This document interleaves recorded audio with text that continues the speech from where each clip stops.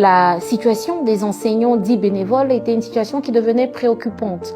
Il faut d'abord rendre un hommage à ces hommes et à ces femmes qui ont décidé volontairement de venir soutenir le système éducatif en participant à la formation de nos enfants, notamment dans les zones reculées, dans les zones rurales.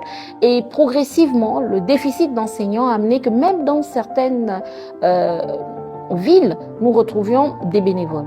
Ils exerçaient avec le soutien des directeurs des établissements, mais il fallait faire une formation pour leur donner des rudiments. Les questions d'éthique et de déontologie, les questions de savoir-faire professionnel, savoir-être et devenir un grand enseignant, il fallait les accompagner. Donc nous sommes allés, nous avons fait le tour du Gabon, pour 1501 enseignants bénévoles qui ont été formés sur l'ensemble du territoire national. Nous avons procédé d'abord à un séminaire d'intégration pour bien évaluer les besoins, pour vérifier nos listes. Donc nous avons eu des enseignants dits bénévoles très satisfaits, reconnaissants du travail qui est fait par le CTRI, des très hautes instructions du président de la République, qui nous a demandé de corriger cette injustice-là et progressivement les choses se mettent en place. Nous leur souhaitons vraiment de très bonnes formations et surtout merci à eux pour le travail qui est fait. Nous avons d'abord mis en place le cadre d'orientation curriculaire. Pour mettre en place un cadre d'orientation curriculaire, il faut travailler avec l'ensemble de la communauté éducative. À la fois les enseignants, les formateurs, les parents d'élèves. Nous travaillons également avec les syndicats. Nous avions un premier panel de 160 personnes qui ont travaillé sur ce cadre d'orientation curriculaire. Il était donc important pour nous d'aller expliquer le cadre d'orientation curriculaire, mais mieux, cela emmène à se poser deux questions essentielles. La première question, c'est l'évaluation des élèves. La deuxième question, c'est comment est-ce qu'on forme et on enseigne.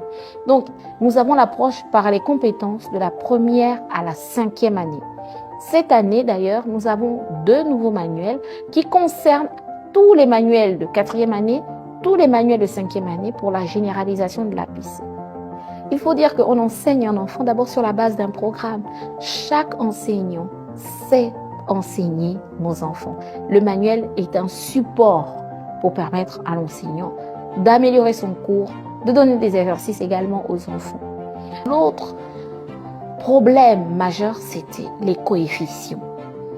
Ce qui se passe, c'est que nous avions d'abord des trimestres qui n'étaient pas harmonisés. Donc maintenant, avec la décision que nous avons prise, nous avons harmonisé les trimestres pour avoir vraiment 3 mois de trimestre, que ce soit au premier trimestre, au deuxième trimestre et au troisième trimestre.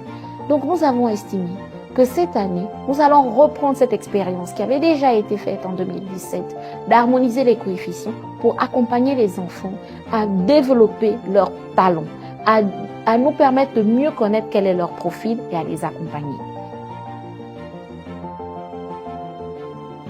Il faut dire qu'au niveau du ministère de l'Éducation nationale, on a connu un léger retard. Ce retard est dû au fait, après concertation avec les partenaires sociaux, que nous devions organiser en priorité le concours interne.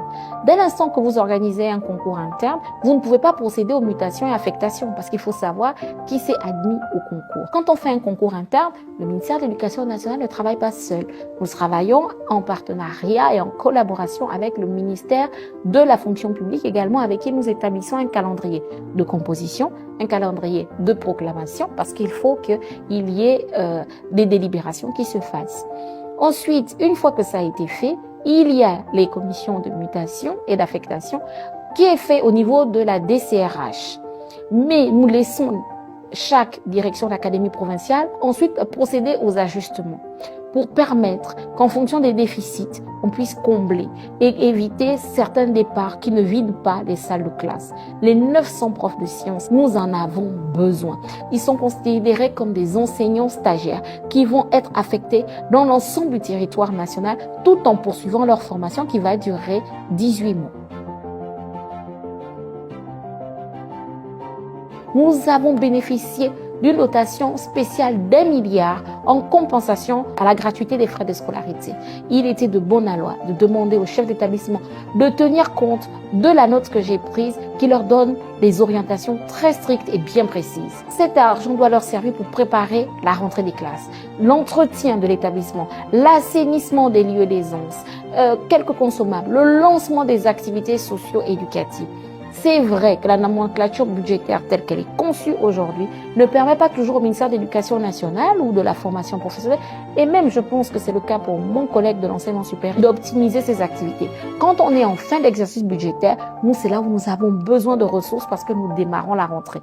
C'est pour ça que nous avons eu des réunions avec mon collègue ministre du budget pour qu'il puisse en tenir compte de nos besoins spécifiques.